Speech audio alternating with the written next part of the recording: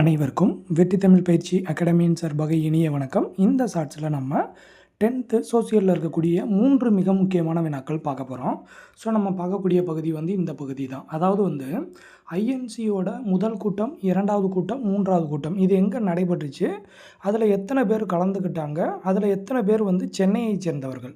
So இது எல்லாமே நமக்கு வினாத்தாளில் கேட்டிருக்காங்க. ஸோ வாங்க, ரொம்ப சிம்பிளானது தாங்க. பாருங்கள், இதில் என்னென்ன இம்பார்ட்டன்ட் இருக்குன்னு பார்ப்போம். ஃபஸ்ட்டு பாருங்கள், ஐஎன்சியோட முதல் கூட்டம், அதாவது ஐஎன்சினா இந்தியன் நேஷனல் காங்கிரஸ். அப்போ இந்திய தேசிய காங்கிரஸோட முதல் கூட்டம் எங்கே நடைபெறுது அப்படின்னா 1885 பம்பாயில் நடைபெறுது. சரியாங்க. ஸோ இந்த கூட்டத்தில் மொத்தம் 72 பேர் கலந்துக்கிறாங்க. எல்லாமே கேள்வி. சரிங்களா. அந்த 72 பேரில் சென்னையை சேர்ந்தவர்கள் எத்தனை பேர்னு கேட்பாங்க. 22 பேர். சரியாங்க. ஏன் அப்படின்னா தமிழ்நாடு விடுதலை போராட்டம் அப்படின்ற பகுதியில் நமக்கு எப்பயுமே வினாக்கள் போவாங்க. ஸோ அதில் இருக்கிறது தான் இந்த பகுதி. சரியாங்க. ஸோ நல்லா பார்த்துக்கறணும். அடுத்தது, இந்திய தேசிய காங்கிரஸினுடைய 2வது கூட்டத்தொடர் எங்கே நடக்குது அப்படின்னு பார்த்தீங்கன்னா கல்கத்தா. ஸோ ஃபஸ்ட்டு பம்பாய் 1885, 2வது கல்கத்தா 1886. ஸோ இந்த கல்கத்தா காங்கிரஸ் மாநாட்டுக்கு தலைமை வைத்தவர் தாதாபாய் நவ்ரோஜி, இந்தியாவினுடைய முதுபெரும் மனிதர் அப்படின்னு சொல்லுவோம். அவருடைய தலைமையில் நடைபெறுது. அடுத்தது பாருங்கள், 3வது காங்கிரஸ் மாநாடு. ஸோ 1887 சென்னையில் நடைபெறுது. ரொம்ப ரொம்ப முக்கியமானது.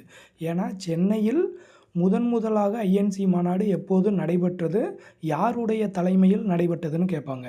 ஸோ 1887 யாருடைய தலைமையில் அப்படின்னா பக்ருதீன் தியாப்ஜி, ரொம்ப முக்கியமான ஒரு நபர். சரியாங்க. ஸோ அவரோட தலைமையில் நடைபெறுது.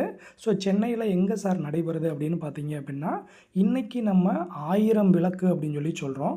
பட் அந்த காலத்தில் அந்த இடத்துக்கு பேர் மக்கிஸ் தோட்டம். சரியாங்க. ஸோ அப்போ இன்றைக்கி 1000 விளக்கு, அன்றைய பொழுதில் அதை மக்கிஸ் தோட்டம் அப்படின்வாங்க. அந்த மக்கிஸ் தோட்டத்தில் தான் 3வது ஐஎன்சி மாநாடு நடைபெற்றது. அப்போ அந்த 3வது ஐஎன்சி மாநாட்டில் மொத்தம் 607 பேர் கலந்துக்கிட்டாங்க. சரியாங்க. ஸோ அகில இந்திய பிரதிநிதிகள் 607 பேர். அதில் சென்னை மாகாணத்தை சேர்ந்தவர்கள் எத்தனை பேர் அப்படின்னா 362. சரியாங்க. ஸோ 607 பேரில் 362 பிரதிநிதிகள் சென்னை மாகாணத்தை சேர்ந்தவர்கள். சரியாங்க. ஸோ இந்த 3 பாயிண்ட்டும் ரொம்ப ரொம்ப இம்பார்ட்டன்ட். எக்ஸாம் பாயிண்ட் ஆஃப் வியூவில் அடிக்கடி கேட்குறாங்க. நல்லா பார்த்து வச்சுக்கோங்க.